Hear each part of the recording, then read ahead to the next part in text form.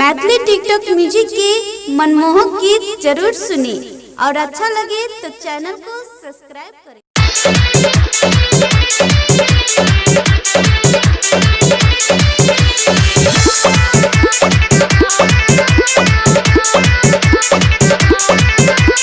मैया मैया मैया हे सरस्वती मैया, हे मैया मैया मैया हे बीना वाली मैया, हे मैया मैया मैया हे हंस वाहिनी मैया, हे मैया मैया मैया हे पानी के रचैया, ए लछिया भागा है मैया, हे मैया। नवयुवक पूजा के सभी सदस्य दोनों हाथ उठा के प्रेम से बोलिए, ए लछिया भागा है मैया, ए लछिया भागा है मैया, दियो ना हमरो ज्ञान ज्ञान ज्ञान, ए लछिया भागा है मैया, दियो ना हमरो ज्ञान ज्ञान ज्ञान।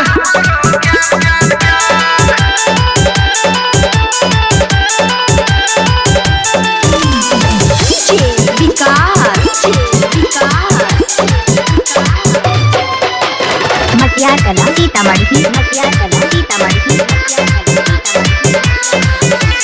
पाँचमी के दिन मैया करै छी हम पूजा, आसरा तोरे पर छै माँ औरो नहीं छै दूजा। पंडित बजेलियै आसन सजेलियै, लाल पीला फूल सब चुनरी मंगेलियै, बैठल किया आँख फेरी हे माँ, हे यो हमर बड़का काका एम्हर आओ, अहाँ के तो पीछे छी एम्हर आओ।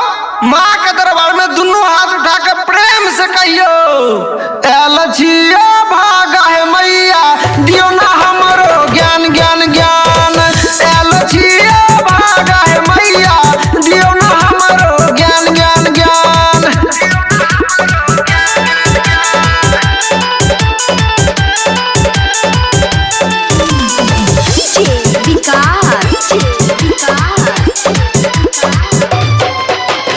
मटियार कला सीतामढ़ी, मटियार कला सीतामढ़ी। गायक संतोष यादव मैया गाबै छौ भजनिया, मैया मैया करै छौ बेटा फेर दे नजरिया। डीजे बजेलियै सबके नचलियै, संगी साथी मिली पूजा करलियै, किया नै दै छी मैया ध्यान हे माँ।